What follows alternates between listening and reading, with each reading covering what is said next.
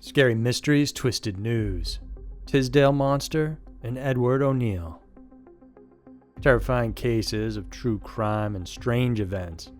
Every week, Twisted News dives into two mysterious and scary stories currently happening in our world.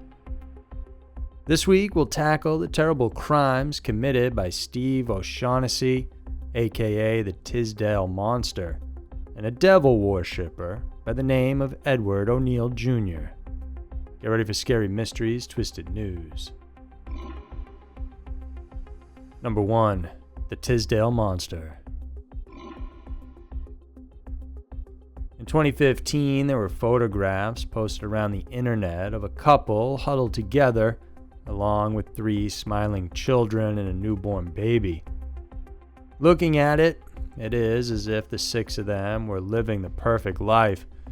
But going through the gnarly details attached to these images, and you would find an utterly terrifying reality. Meet the family of Latasha Gosling. Gosling had 3 children from a previous marriage.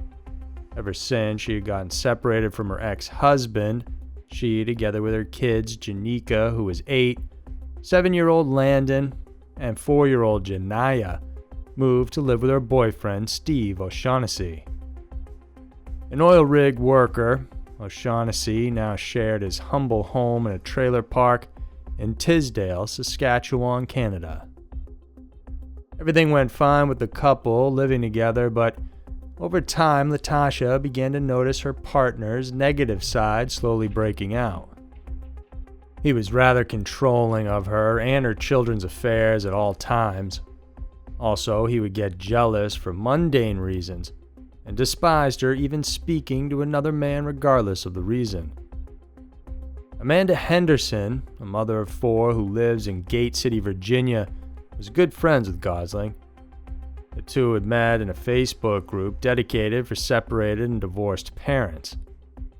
They had since been good friends and chatted regularly, and it was through Amanda that Gosling was able to vent her frustrations. In March of 2015, Gosling told Henderson in one of their conversations that she was preparing to split up with O'Shaughnessy. And after that, their regular conversations ended, and Latasha wasn't heard from again. Then on April 22, 2015, police found the bodies of the 27-year-old mother and her 3 children inside the mobile home they shared with O'Shaughnessy. And although the details in which how they were killed weren't disclosed, we could only imagine the extent of horror that these poor children suffered before their innocent young lives were taken away. After he had slain the family, the killer fled the trailer with the couple's 6-month-old baby girl, whose name wasn't revealed to the public. He then drove 85 miles to an unspecified house in Prince Albert. There he killed himself. The baby was found unharmed near him. Initial investigations revealed that right after committing the murders, the 23-year-old suspect went on to take photos of the lifeless bodies of his victims. He then sent those to the child's father via text message. In a letter sent to the press, O'Shaughnessy's family expressed their grief over the tragic incident. They said that they were shocked to find out what their son had done, especially to the Gosling children. They didn't expect it to happen, knowing that Stephen had no history of violence. They admitted, however, that the man had an ongoing struggle with mental health issues. Much like everyone else, the community in Tisdale was devastated. In a report, residents set up a memorial at the scene of the crime where mourners offered flowers and stuffed animals. Online, a Facebook memorial page was created showing the 3 children. Janika, who aspired to become a child model, can be seen posing with flowers adorning her hair. Landon stands proudly in his martial arts outfit, and Janaya, the youngest of the 3, poses with her friends in a gymnastics class. Number 2. Devil Worshipper Strikes Again. When thinking of a satanic ritual, it's easy to picture something like candles being lit, pentagrams drawn in blood, and animal sacrifices.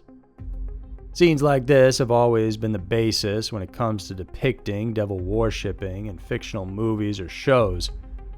Then there are times when they happen in real life, and they're even scarier, more horrifying than anything you could ever imagine. In February of 2016 in Houston, Edward O'Neal Jr. was charged with the murder of Ryan Roberts, a freshman at Jefferson Davis High School. Earlier that year, Ryan's mother, Christina, reported the victim missing after he failed to come home from school. A few days later, his body was discovered in the woods near his house. Prior to the shocking discovery, a relative of the suspect confided to Mrs. Roberts that O'Neal Jr. had admitted to committing the murder. The unnamed person even went on to reveal the spot from which the perpetrator stabbed and then hid the body. She immediately reported this to the police, who, in turn, followed the tip. The information was confirmed, and it broke the poor mother's heart. The fact is, the killer and the victim were very close friends. It was further found out that O'Neal Jr. had even lived with the Roberts family for a few months at one point. Police were baffled over what could have caused a friend to end the life of a person whom he knew for a very long time. The distraught mother, however, believed that the murder was committed as a satanic ritual, and this was corroborated by the suspect's father, O'Neal Sr. The elder O'Neal said that he was aware of his son worshipping the devil and stuff. He further said that the man is mentally ill, having helped him check into a psychiatric institution that year after he tried to commit suicide. However, he insisted that the young man didn't commit the murder. On the contrary, though, O'Neal Jr.'s mother did tell police that her son confessed to stabbing Ryan Roberts to death. In an interview, she also revealed that he had killed several of their family pets in the past. O'Neal Jr. was detained in a Harris County jail on a $50,000 bond. His trial was pending due to his mental state and evaluations. Arguing that jail was not good for him, his defense team requested that the 23-year-old's bond be lowered to $25,000, to which the felony mental health court agreed. It was approved with several conditions, which included no contact with the victim's family, an 8 p.m. curfew, and a GPS ankle monitor that must be worn at all times. A couple months later, O'Neal made bond and was released from prison.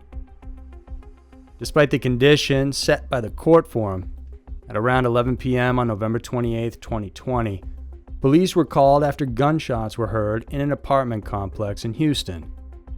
When they arrived, they found that the recently bailed out young man had shot 39-year-old Derek Mike.